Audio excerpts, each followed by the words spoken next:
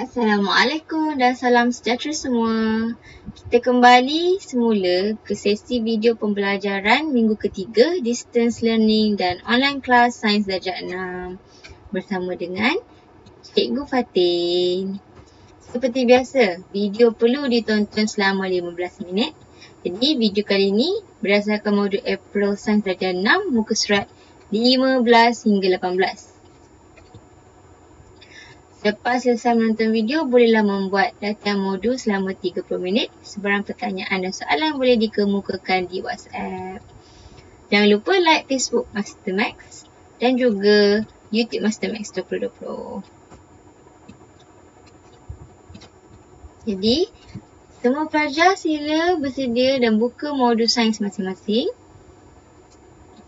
Kita masih lagi dalam bab pengawetan makanan. Topik yang terakhir. Okey, kaedah-kaedah pengawetan makanan. Jadi, minggu lepas kita dah belajar 6 kaedah pengawetan makanan. Jadi, hari ni kita akan sambung lagi 5 kaedah, iaitu pembungkusan vakum, pemasinan, pelilinan, penjerukan dan pembotolan dan pengetinan. Okey, jom kita pergi yang pertama. Yang ke-7. Pembungkusan vakum. Okay, apa yang dimaksudkan dengan pembungkusan vakum? Jadi, kaedah pembungkusan vakum ni adalah kaedah penyimpanan makanan dalam plastik kedap udara. Jadi, hari ini adalah dengan mengeluarkan semua udara daripada plastik dan ditutup kemas.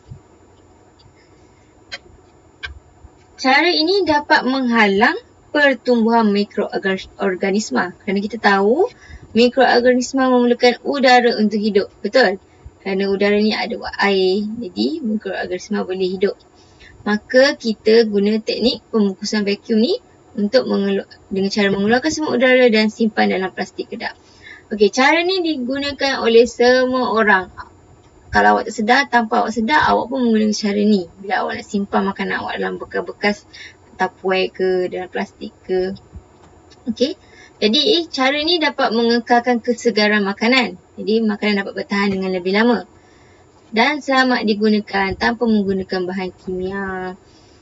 Jadi, cara untuk pembungkusan vakum ni, awak ambil makanan dalam plastik, awak masukkan dalam plastik, kemudian awak keluarkan udara yang ada dalam plastik tu. Okey, kemudian awak tutup rapat-rapat. Contoh makanan yang menggunakan kaedah ini adalah seperti pembungkusan kacang. Jadi kenapa kacang perlu disimpan dalam plastik kedap udara? Sebab kita tahu kalau kacang ni terbiar dan terdedah daripada udara, bukan sahaja mikroorganisma akan tumbuh kat kacang ni. Nanti kacang jadi tak sedap, jadi lemau, masuk angin. Okey, kemudian kita ada untuk pasar raya digunakan cara ni lah untuk menyimpan makanan-makanan yang basah ni. Okey. Kemudian kita ada lagi satu, biskut ke makanan awak yang dalam pack plastik macam ni menggunakan kaedah pembungkusan vakum di mana mengekalkan kerangumpan biskut tu. Sebab tu mak awak kata lepas awak buka biskut suruh simpan, kalau tak habis simpan dalam bekas, betul tak? Bekas kedap udara. Sebab untuk memelihara kerangumpan biskut ni supaya biskut tak jadi lemau. Jadi ini adalah kaedah pembungkusan vakum. Kaedah yang memang selalu orang guna. Okey. Seterusnya kita ada kaedah pemasinan. Apakah itu kaedah pemasinan daripada perkataan masin? Proses menambah garang yang banyak kepada makanan. Jadi cara ini adalah dengan dapat menyingkirkan air dan kelembapan. Jadi kita tahu mikroorganisma memerlukan air dan juga keadaan yang lembap, panas dan lembap untuk hidup. Jadi dengan menambahkan garam yang banyak kepada makanan dapat menyingkirkan air dan juga kelembapan. Jadi merencatkan pertumbuhan mikroorganisma. Ada dua cara untuk pemasinan ni. Yang pertama, kita rendam makanan dalam air garam. Yang kedua, melumur makanan dengan garam. Cara ini mengubah warna dan juga mengubah rasa makanan. Yelah, bila awak guna cara ini, tentulah makanan organik ni masin. Itu satu. Yang satu, mengubah rasa makanan menjadi lebih sedap. Pernah makan telur masin? Telur itik tu, kalau awak makan biasa je, tak sesedap kalau awak buat teknik pemasinan ni, jadikan telur masin. Siapa suka makan telur masin? Cikgu suka makan. Okay. Tapi kaedah ni menyebabkan nutrien hilang. Kehilangan nutrien. Contoh-contoh makanan yang menggunakan teknik ini adalah seperti ikan masin. Ikan masin sedap kan makan dengan nasi panas-panas. Okay. Ikan masin. Kemudian telur masin. Jadi telur masin ada dua cara. Satu dengan rendaman dalam air garam. Satu lagi dengan melumur telur masin tu. Nampak tak yang hitam ni? Dengan garam. Okey. Kemudian kita ada sayur lobak dan juga sayur sawi yang dimasinkan. Sayur ni. Pernah makan? Sedap. Okey. Alright. Kemudian kita pergi pengawetan yang seterusnya, iaitu pelilinan. Apakah itu pelilinan? Pelilinan adalah proses menyalut buah atau sayur dengan lapisan lilin yang sangat nipis. Jadi cara ni dapat mengekalkan kelembapan buah tersebut. Jadi bila awak salut buah dengan lilin, pernah tak awak tengok, cuba awak lalukan lilin kepada air. Dia tak boleh lalukan. Jadi dapat mengekalkan kelembapan.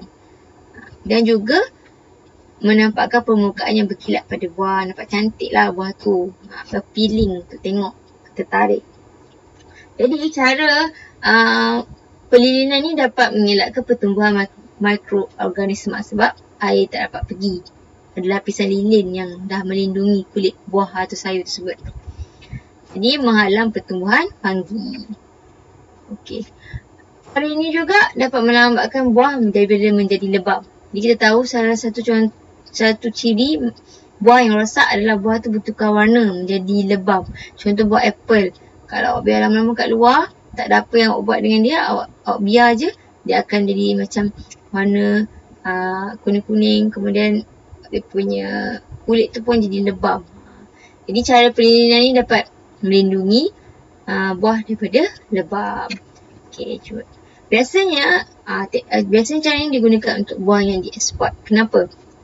Sebab kita tahu buah tak tahan lama kan. Jadi dengan menggunakan teknik lilin ni dapat tahan lebih lama dan juga dapat mengeksport buah tu.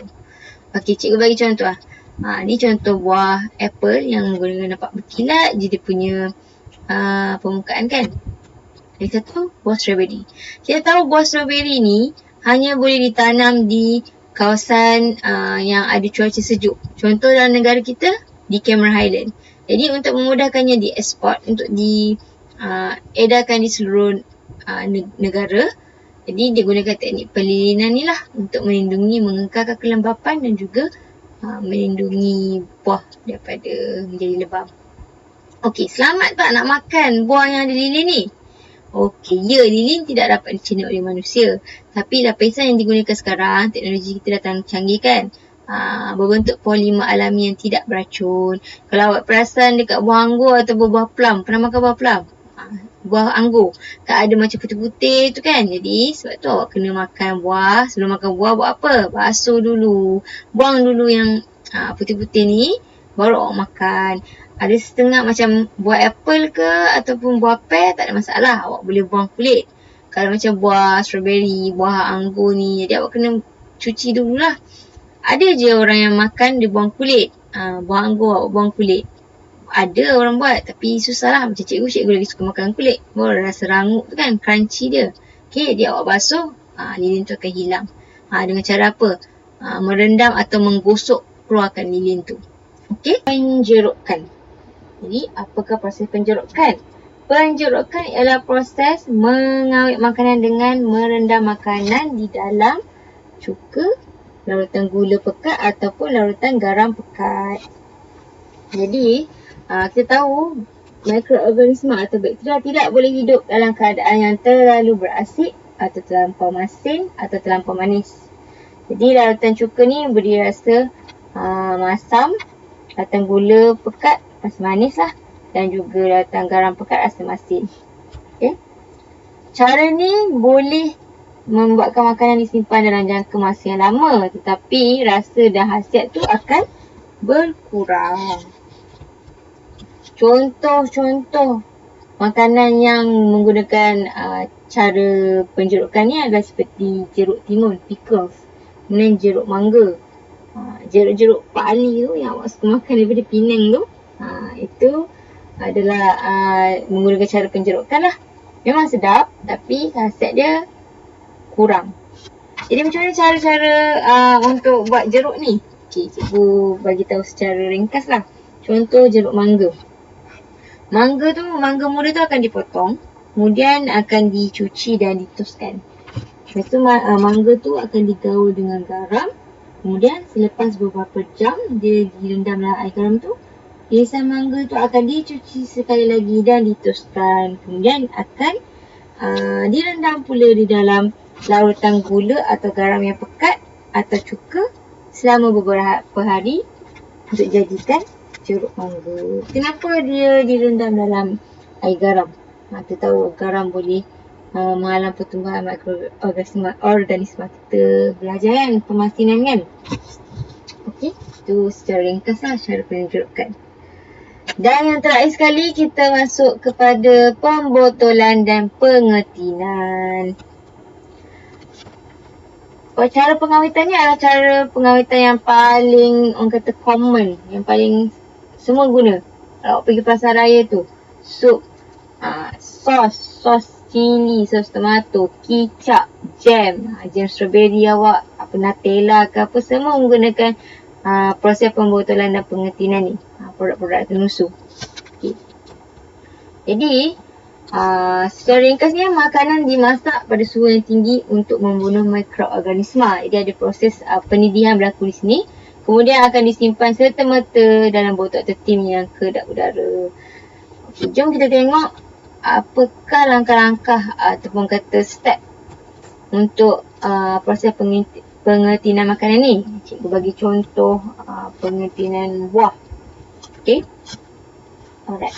Jadi langkah pertama adalah pembersihan, di mana makanan tu atau buah tu dikupas, dicuci, dipotong dan dimasak sehingga separuh masak.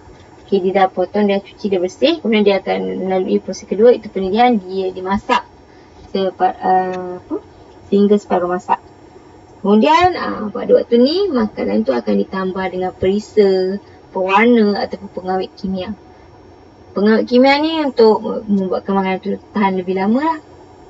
Kemudian makanan ni akan dimasukkan ke dalam tin dan botol. Nampak proses penutupan. Udara akan disingkirkan daripada tin dan botol dan ditutup dengan segera. Okay, lepas tu tin dan botol ni akan mengalami lagi satu proses pemanasan, di mana dipanaskan pada suhu yang tinggi untuk membunuh bakteria. Selepas tu tin tu akan disejukkan dengan serta-merta. Kenapa? Sebab untuk mengelakkan daripada makanan terlebih masak. Sebab kita dah masak dah kan, separuh masak dekat sini. Kemudian dia buat lagi proses pendidihan.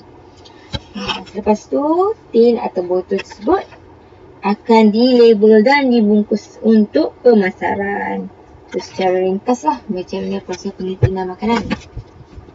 Okey, kita boleh tengok juga contoh pengetinan ikan. Awak suka makan ikan sardin tak? Ikan sardin tu, yang tin tu. Ni cara-cara je lah. Contoh pengetinan ikan. Jadi, kenapakah pengawitan makanan ni penting? Apakah kepentingan pengawitan makanan ni? Yang pertama sekali, tengok. Makanan dapat tahan lebih lama. Jadi pengawitan makanan ni membolehkan kita menyimpan makanan dalam tempoh masa yang lama. Contoh macam buah-buahan yang bermusim. Ada setengah buah dia hanya dihasilkan ikut musim kan. Jadi boleh dinikmati sepanjang tahun kerana buah-buahan ni boleh disimpan dalam tempoh yang lama. Okey, kemudian kita ada dapat mengelakkan pembaziran. Okay, kalau awak makan makanan, yelah takkan awak nak habiskan semua makanan masa sehari kan. Awak boleh simpan semula makanan tu dalam peti sejuk, menggunakan proses penyejukan dan boleh dimakan esok hari. Okay, untuk mengelakkan pembaziran. Kemudian memudahkan simpanan makanan. Ni semua orang tahulah. Jadi Proses pengawetan dapat memudahkan penyimpanan makanan. Kemudian membekalkan sumber makanan yang berterusan. Dan yang penting sekali, makanan boleh dieksport dan diimport. Kita tahu kan sumber makanan adalah sumber utama, kira sumber wang yang penting. Jadi makanan ni boleh dieksport dan diimport bila adanya pengawetan makanan. Okey, kita dah habis bab pengawetan makanan. Jadi setelah menonton video ni, bolehlah menjawab latihan 7 dan latihan 8 modul April di muka surat 21 hingga 23. Sebarang pertanyaan dan soalan boleh dikemukakan melalui WhatsApp. Okey, kita jumpa lagi minggu depan. Bye.